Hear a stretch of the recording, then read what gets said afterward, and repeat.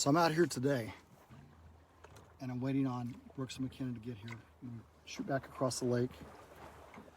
But I want to get a few minutes just to chat. This is going to be a little longer one, all right? So just bear with me. But it's going to change how you see the story that you've been telling yourself about who you are.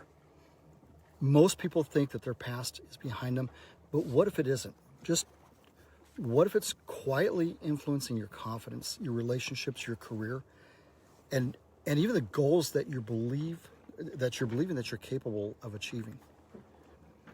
So right now, I want to walk you through 6 powerful questions. And these questions, they're not designed to analyze you. They're really designed to help you discover yourself. These are questions I put in my own journal. And you may find that the biggest thing holding you back isn't a lack of motivation or even discipline. It may simply be an old story that's still shaping your decisions. Now, I talked about this the other day on the podcast. But I wanted to just get a moment to talk to you face to face. How present is your past? One of the biggest misconceptions that people have is believing that coaching is about fixing problems, and it's not. So as an ICF coach, it's about creating awareness. It's about asking questions that help you see what you've never noticed before. Because honestly, awareness, it creates choice. And choice creates transformation. So the first question I have in my journal, number 1, the other day was, what is it in your memory that, and it doesn't have to be a perfect memory.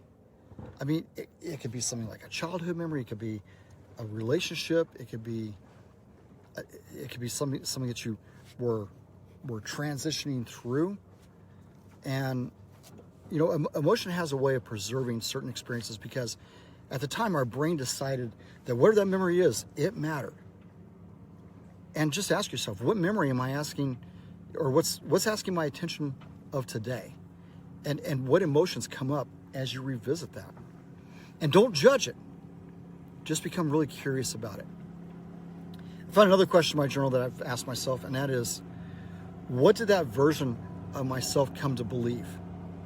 Whether it was as a child, for veterans, as their military experience, teenagers growing up. I'm working with a couple of kids right now that are going through things that are going to shape who they are and how they transition with that. Keep in mind that a younger version of yourself, even if it's a younger version from last year, 6 months ago, or 15 years, which of those beliefs still feels present in your life? And that's because as adults, we continue to live from conclusions that we made before we really even understood the world or understood the situation. All right, question number 3 that I found out in my journal is, what story did you begin telling yourself about other people as you went through that experience? Because every experience teaches us something about relationships. Sometimes those lessons, they actually become assumptions. Who did you learn how to trust? What did you learn how to trust? What did you learn about authority? What did you learn about belonging? And which of all those beliefs, which still serve you today? Sometimes we aren't reacting to today's people. We're reacting to yesterday's experiences. All right, question number 4. How has that experience shaped the person that you become? Man, I struggle with this. I really, really do. Because there's things that are in my past, from past relationships, that if I'm not careful, man, it bleeds over to my current, in my current relationship, my marriage. Because every experience leaves fingerprints. Some become strengths, some become survival strategies. So I've had to ask myself, and I want you to ask yourself this: in what ways have those experiences, how those experiences shaped your decisions and your behaviors? What strengths emerged out of it? What patterns might now be limiting your future that you want to create? And what was it that protected you a long time ago? And whatever it was that was protecting you a long time ago may no longer be serving the person you're becoming. Man, I fall in that trap all the time. All right, question number 5. How do you relate to yourself today? And listen. Listen very carefully to your own inner voice. How do you speak to yourself when you fail? When you succeed? Do you even speak to yourself when you succeed? When you're uncertain, how do you celebrate? I want you to ask yourself this. When you face a challenge, what's the first thing that you say to yourself? Is it positive? Is it negative? You know, sometimes our greatest critic isn't another person. It's that voice that we've carried for decades. I want you to really think about that. Question number 6. How's it showing up in your life today? Our past doesn't just shape our memories. It often shapes our patterns and our habits. And until we become aware of them, we're going to keep falling back in that same cycle. You know, where do you notice this showing up in your relationships, in your work, in your leadership? What would be different if this experience no longer defined your choices? And what's a small step that you could take right now, this week, takes less than 5 minutes, that helps you become the person that you'd rather be? That single step might become the beginning of an entire new chapter, maybe even a whole new book.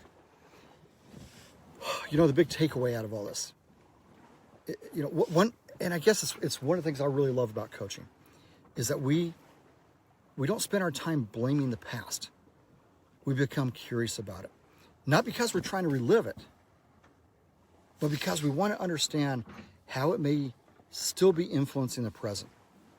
There's a lot of research out there that consistently shows that our early experiences influence the beliefs, the expectations, the coping strategies that we develop. And those patterns often continue into adulthood, not because we're broken, but because our minds are incredibly good at adapting. The beautiful part, and this is what I learned, and it can be relearned, is what became a pattern can now become a choice. You see, the goal is not to erase your past. The goal is to make sure your past no longer has the final say in your future. Because awareness, guys, that creates choice, and choice, that creates transformation. So here's your challenge this week. I want you to spend 20 minutes with those 6 questions. Don't get into a rush to answer them. Get out your journal. Get a journal if you don't have one. Reflect.